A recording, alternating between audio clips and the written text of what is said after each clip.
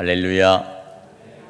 오늘 이렇게 일부 예배에 오신 우리 모든 성도님들에게 하나님의 은총과 축복이 함께 하시기를 간절히 축원합니다.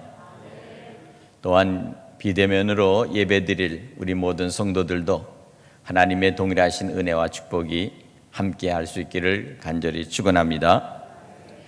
오늘의 말씀의 제목은 하나님께 길을 여신다, 하나님만이 길을 여신다 라고 하는 제목을 가지고 말씀을 함께 나누고자 합니다. 오늘은 특별히 창립 39주년 기념주일입니다. 우리가 같이 이 시간 예배를 드리면서 이 교회가 39년 전에 교회가 세워지고 또한 성도들이 마음을 합하여 우리 천안 대성교회를 우리가 시작하였습니다. 그리고 39년이 되는 바로 해 기념 예배입니다. 전 성도들이 모여서 함께 같이 기쁨으로 축제 같은 예배를 드리고 싶은데 이 코로나 바이러스로 인해서 지금 아주 적은 우리 성도들이 나와서 이렇게 예배를 드리고 있습니다. 언젠가는 내년 40주년에는 정말 크고 성대한 그러한 기념 예배가 될 수 있기를 간절히 소원합니다. 사랑하는 성도 여러분, 지금 우리는 이 어려운 이 난국 속에서 우리는 이것을 어떻게 헤쳐나갈까? 우리는 지금 깊은 고민에 빠져 있습니다. 그러나 여러분 염려하지 마십시오. 이 또한 지나가리라. 할렐루야. 예수님께서 우리에게 말씀하셨습니다. 내가 곧 길이요 진리요 생명이니, 이렇게 말씀하셨습니다. 내가 곧 길이요 진리요 생명이다. 우리의 모든 해답은 오직 예수 그리스도 우리 주님께 있다는 사실을 믿으시기 바랍니다. 또한 예수님께서는 마태복음 19장 26절을 보면 사람으로는 할 수 없으되 하나님께서는 다 할 수 있느니라. 오늘 본문의 가장 핵심적인 주제요, 중심적인 말씀입니다. 사람으로는 할 수 없다. 그러나 하나님께서는 다 하실 수 있다. 지금 우리가 닥쳐 있는 모든 일들을 사람으로는 어찌할 수가 없습니다. 그러나 이 모든 것들을 하나님께서는 이 모든 것들을 다 치료하시고 회복시켜 주시고 새롭게 변화시켜 주실 줄 믿습니다. 오늘 우리는 앞뒤로 꽉 막힌 것 같고 답답하고 괴로운 시간을 보내고 있습니다. 마치 코로나 바이러스 이 전염병으로 인해서 이 옴짝달싹 못하도록 우리 일생을 완전히 일상을 묶어놓고 있는 이러한 현실 속에서 또한 날마다 우리는 뭔가 굉장히 쫓기고 또 여러 가지로 어려움을 당하는 것들이 계속 우리를 옥죄어 오는데 우리는 이 전염병에 완전히 묶여 있다는 사실입니다. 이럴 때 우리는 어떤 마음을 가지고 우리가 이겨나갈 수가 있을까? 가장 좋은 것은 우리 마음의 마음가짐입니다. 이스라엘 백성들이 애굽에서 출애굽할 때 그들은 이제 광야로 나아가고 그리고 그들 앞에는 홍해가 가로막혀 있었습니다. 왜 하나님은 이스라엘 백성들에게 고든 길, 저 신장로로에서 애굽에서부터 출발해서 저 가나안 땅으로 일직선으로 올라갈 수 있는 해안길이 뚫려 있음에도 불구하고 하나님께서는 정반대의 길, 광야의 길, 그리고 그 광야의 길의 그 끝에는 결국 홍해가 기다리고 있는 그 길로 하나님께서는 인도하셨을까요? 바로 이와 같은 상황 속에서 이스라엘 백성들은 모세를 향해서, 지도자를 향해서 원망하고 불평하고 그리고 하나님을 원망했습니다. 사실은 이와 같은 상황은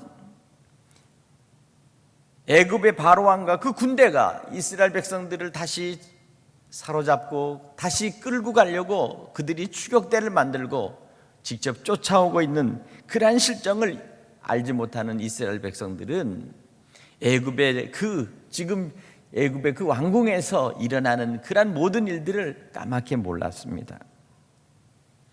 그렇게 하나님의 백성들은 저들이 당하는 현재 현실에 대해서 결국 하나님을 원망하고 모세를 원망했던 것입니다. 오늘 이것을 보면서 아마 그들은 직감했을 거예요. 하나님의 백성으로서 가나안 땅에 간다는 것이 결코 순탄치 못하다는 사실을 비로소 그들이 이제 눈치를 챘습니다. 오늘 그러나 그럼에도 불구하고 하나님께서는 하나님의 놀라운 계획을 가지고 계셨습니다. 비록 저들이 지금 광야의 길로에 가다가 저들이 앞에 홍해에 가로막힌 그 일을 당할 때 그들의 위급함과 그리고 그의 답답함이 있었습니다. 바로의 추격대와 군대가 동원돼서 이스라엘 백성들의 뒤를 쫓고 있는 것들을 비로소 그들이 현실적으로 직감하고 보게 되었습니다. 모세를 원망했습니다. 우리가 애굽에 매장지가 없어서 여기서 우리를 죽게 하려고 여기까지 우리를 끌고 왔는가? 참 이렇게 모세에게 대들었습니다. 이것이 백성들의 생각입니다. 조금만 힘들어도 원망하고 조금만 배고파도 그리고 고통스러워도 원망을 하는 것입니다. 그때 모세가 담대히 말합니다. 오늘 하나님이 하시는 일을 보라. 하나님이 하시는 일을 보라. 여호와께서 친히 애굽의 군대를 멸하시리라. 앞으로 더 이상 애굽 군대를 너희가 보지 못하리라. 그리고는 모세를 향해서 이스라엘 백성들에게 독려합니다. 너희는 앞으로 나아가라. 그리고 홍해로 들어서라. 이스라엘 백성들이 홍해로 들어서는 순간 그 홍해에 그 바다의 길이 열리기 시작했다는 사실입니다. 이것입니다. 지도자는 하나님이 하시는 일을 눈여겨보고 비전을 제시합니다. 신령한 눈과 신령한 귀가 있어야 합니다. 하나님의 음성과 뜻을 분별해 나가야 되겠습니다. 오늘 지금 현실도 우리가 현실을 보면서 좌절하거나 낙심하지 않기를 주님의 이름으로 간절히 부탁드립니다. 지금보다는 내일입니다. 지금보다는 미래입니다. 하나님 언제나 내일을 준비하고 계시고 우리의 미래를 주께서 예비하신다는 사실입니다. 하나님은 지금도 일하고 계시는 것입니다. 예수님께서 말씀하시기를 아버지께서 일하시니 나도 일한다 이렇게 말씀하시면서 안식일 날 안전뱅이, 안못 보는 소경, 그리고 38년 된 베드스다 연못에 있던 사람 그 환자를 주님께서는 다 치료하시고 다 일으켜 세워주셨습니다.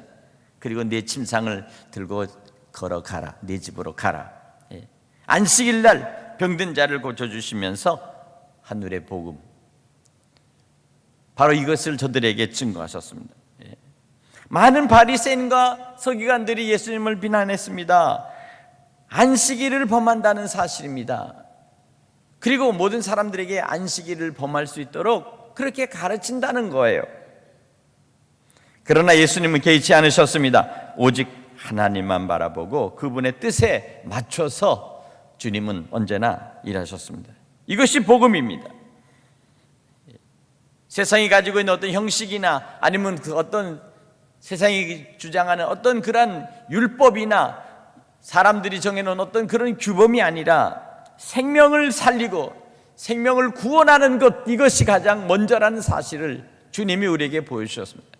생명의 귀중함, 생명을 온전히 살려내는 것, 바로 이것입니다. 이것이 바로 복음입니다.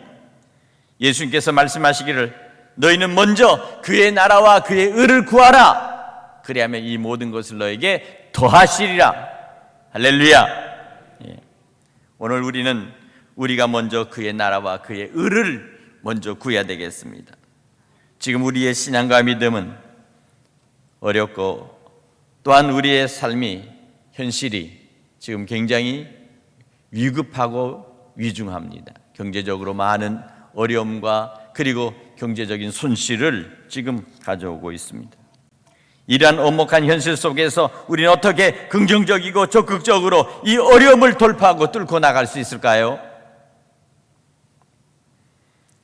오늘 예수님께서는 마가복음 9장 23절에 말씀하십니다. 할 수 있거든이 무엇이냐? 믿는 자에게 능치 못함이 없느니라.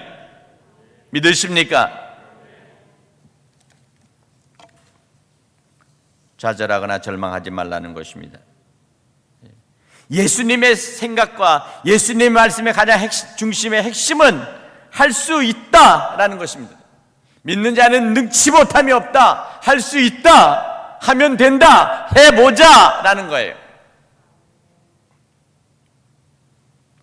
오늘 이것을 주님께서는 적극적으로 우리에게 말씀하시면서 우리에게 믿음을 갖도록 우리에게 요구하고 있는 것입니다. 지금 코로나 바이러스가 퍼지니까 많은 사람들이 점점점 신앙에 있어서 점점점 비대면이나 아니면 다른 어떤 TV나 이런 것으로 예배를 대체하면서 신앙생활이 아주 많이 편해졌다고 합니다. 지낼 만하다는 거예요. 이것도 괜찮다는 거예요. 이렇게 생활하면 참 좋겠다라는 생각이 슬슬 들지 않습니까? 목사들도 이제 실컷 놀고 편해지니까 온갖 데 가볼 데를 다 가본다는 거예요. 주의 제단을 지키고 교회를 지키지 않고 할 일 없으니까 빙빙 돌면서 오늘 이 시대를 살아가면서 하나님께서 우리를 불꽃 같은 눈으로 바라보십니다. 정신 차려야 합니다. 근신하고 깨어 있어야 합니다. 마귀와 사탄은 마치 우는 사자처럼 두루 삼킬 자를 찾나니 근신하여 깨어 기도하라. 우리는 교회 24시간 릴레이 기도를 통해서 기도할 수 있는 사람들을 찾아봤습니다. 딱 한 주 하니까 그 다음 주에는 사람들이 나타나질 않아요. 제가 그때 비로소 알았습니다. 우리 교회의 수준이 이 정도구나. 점수로 말하면 우리 교인의 숫자와 시간당 나눠서 할 수 있어 딱 해보면 딱 30점 나오더라. 30점. 나머지는 이 핑계 저 핑계 여러 가지의 모든 조건을 다 대서 안 된다고 하고 그 다음에는 안 된다는 것이에요. 뭐가 안 됩니까?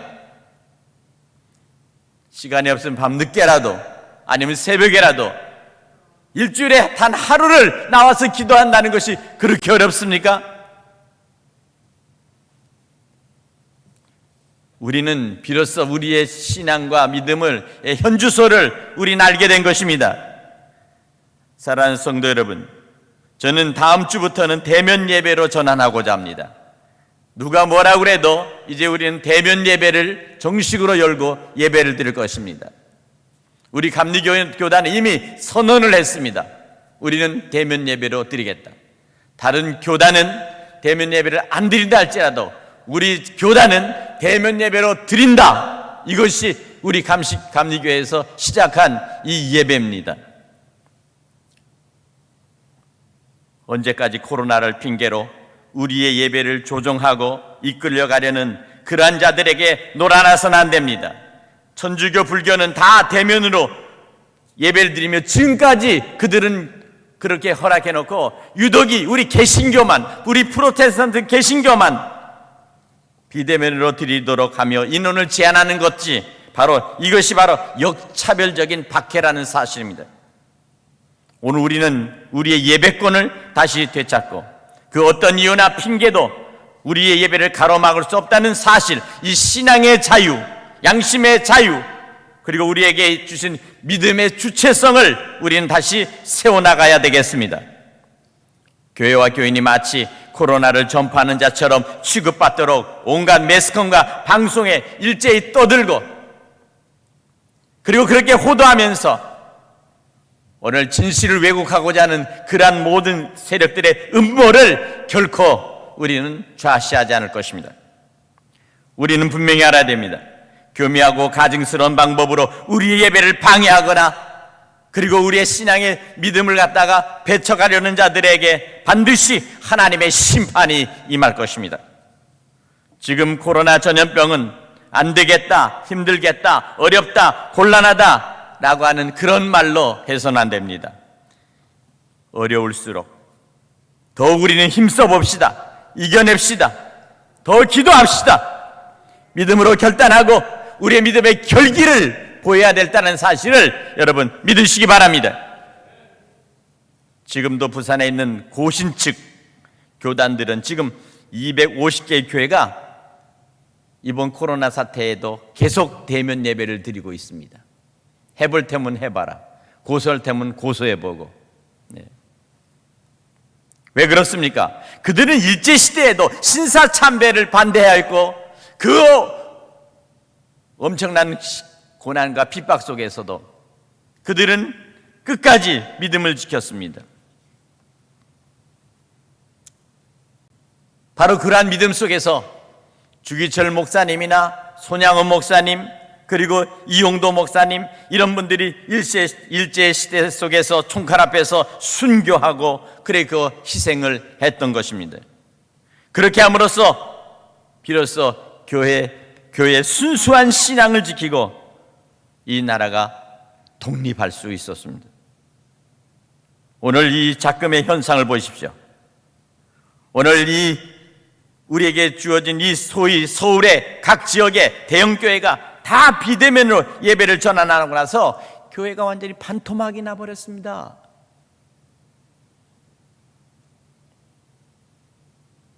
(6만) 교회 중에서 6천 교회가 이미 문을 닫았다는 얘기가 지금 들렸습니다. 6만 교회 중에서 지금 6천 교회에서 8천 교회가 교회를 폐쇄했다는 거예요. 누가 좋아합니까? 누가 바라고 기대했던 것들입니까? 이런 소식이 들릴 때마다 누가 가장 환영을 하겠습니까? 오늘 사단의 세력과 그리고 저들이 노리고 있는 것은 바로 교회의 독립권과 주체성을 파괴하고 그리고 비로소 우리 신앙을 속박하려는 것입니다. 우리는 속지 않아야 합니다. 사탄의 역사 앞에 가장 좋은, 사탄의 역사들이 언제나 하는 것은 가장 좋은 광명의 천사로 나타나서 모든 사람, 모든 백성들에게 페미니즘을 해서 그냥 공짜, 모든 것들은 다 거저 라고 얘기하면서 그들의 세력들을, 그들의 모든 것들을 유지하려고 하지만 결코 성도들은 현혹해서는 안 됩니다. 현혹돼서는 안 됩니다. 사탄의 장난은 언제나 광명의 천사로 나타나서 모든 사람들에게 빛을 비춰주는 것 같지만 결국에는 마지막에 가장 쓴 고통과 아픔과 그리고 무거운 등에 짐을 져주는 것입니다. 저들이 코로나 전염병을 가지고서 모든 것들을 다 하려고 하지만 결국 그것으로는 안 될 것입니다. 언젠가는 바닥이 나올 것입니다. 언젠가는 본심이 나올 것입니다. 이때 우리가 나타나는 거 보니까 가라지와 알곡신앙이 나타나는 것입니다. 누가 진정한 크리스찬인가? 끝까지 믿음과 신앙으로 주님 앞에 끝까지 믿음을 보이는 알곡신앙이 있는가 하면 결국 껍질만 남은 그 신앙은 기지를 하면 기지할수록 더 멀리 사라져버리는 그와 같은 것으로 결국 남아버린다는 사실입니다. 오늘 이 시대에 우리는 오직 예수로 사는 자, 오직 말씀과 기도로 사는 자, 오직 믿음과 은혜로 사는 자, 날마다 주 예수 그리스도를 찬양하는 자만이 남게 될 것을 믿으시기 바랍니다. 북한에도 오늘 이 시간에도 주일을 맞이하여 그들이 하나님 앞에 엎드려 기도하는 그러한 아직도 우리 믿음의 형제들 크리스찬들이 있습니다. 우리는 그들을 위해서, 그리고 북한의 교회를 위해서 우리는 함께 같이 기도해야 되겠습니다. 북한에 사로잡혀 있는 6명의 우리 남측에 있는 목사들이 있습니다. 복음을 전하다가 끌려가서 그곳에 지금 오지 못하는 그 사람들이 있는데, 그들에 대해서 단 한 번도 교회가 그들을 위해서 인권에 대해서 다시 되돌아오도록 우리가 그 어떤 것도 조치하지 않았다는 사실은 우리가 부끄럽게 여겨야 합니다. 이것이 바로 오늘 우리에게 주어진 하나님의 심판일지도 모르겠습니다. 형제를 외면하고 우리의 동포의 교회를 우리가 외면한, 나만 잘 살고 나만 배부르고 나만 등 따뜻하고 그리고 나만 잘 행복하고 우리 자식들만 모든 것들이 잘 되면 된다는 이와 같은 생각은 버려야 합니다. 민족의 공동체요, 교회의 공동체로서 우리는 북한 교회를 우리는 끌어안고 하나님 앞에 눈물로 기도하며 하루속히 주님의 교회가, 하나님의 나라가, 그리고 주의 복음이 저 북한에 반드시 끝까지 전파되고 교회가 세워지도록 우리는 힘써 노력해야 될 줄로 믿습니다. 하나님은 불꽃 같은 눈으로 우리를 바라보시고 있다는 사실입니다. 하나님은 우리의 모든 믿음과 신앙을 달아보신다는 사실입니다. 깨우치지 못했다면 우리가 다시 깨우치고, 우리가 홍해를 건너가라 하는 주님의 말씀 앞에 그들이 홍해를 향해서 그들이 물속으로, 그리고 그들이 걸어 들어가면서 하나님께서는 구원의 길을 열어놓으셨듯이 이 민족도 우리가 하나님의 말씀 앞에 이와 같은 순종함으로 말미암아 우리는 다시 한번 새로운 길을, 우리는 반드시 이 코로나 전염병을 통해서 우리는 길을 열어야 되겠습니다. 이 길을 누가 엽니까? 바로 하나님의 말씀에 순종하는 백성들이 길을 여는 것입니다. 민족의 길을 하나님 말씀에 순종하는 백성들이 그 길을 열어놓습니다. 오늘 이것을 알아야 합니다. 해방 전후에 소련의 그 로스케 군대들이 들어왔을 때 북한에 있는 모든 교회들이 가장 환영하고, 그리고 해방자가 들어왔다고 만세를 불었습니다. 바로 그것이 38선 이북에 북한에 있었던 목사들의 집단들이 했던 것입니다. 그러고 나서는 5년 만에 모든 목사들은, 교회들은 다 사라져버렸습니다. 해방자라고 저들이 여겼던 김일성을, 그들은 결국은 어떻게 합니까? 그들에 의해서, 김일성에 의해서 다 저들은 처형되고 다 죽임을 당했다는 사실은 바로 그것이 얼마나 어처구니 없는 일들을 저질렀는가 하는 북한의 교역자들과 목사들의 집단들이 했던 것입니다. 저들이 제일 먼저 만세를 불렀습니다. 평양에서 시가 전할 때 제일 먼저 환영에 앞장서서 서 있었습니다. 이것이 역사가 증명하는 것입니다. 무엇을 환영하고 무엇을 거절해야 되는가를 그들은 구별하지 못한 채 결과적으로 어떻습니까? 지금 북한에 교회가 있습니까? 우리는 우리가 다시 처한 오늘의 현실을 바라봐야 됩니다. 마지막으로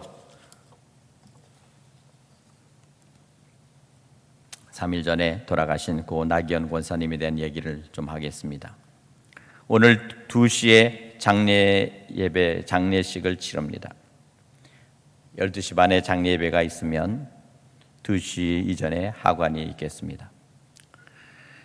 우리 나기현 권사님은 평생 정말 당신이 공직 생활을 하면서 여성으로서 국가의 공무원으로서 공직에 있으면서도 자식을 사랑하고 교육에 힘썼습니다.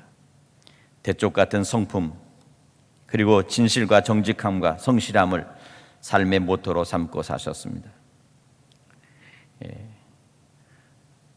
그 가정 속에 시어머니의 믿음을 본받아서 그가 이제 남은 노년에 더욱 신앙에 매진하였고 83세의 삶으로 소천하셨는데, 1년 전에 세인트 요양병원에 들어가셔서 요양을 했습니다.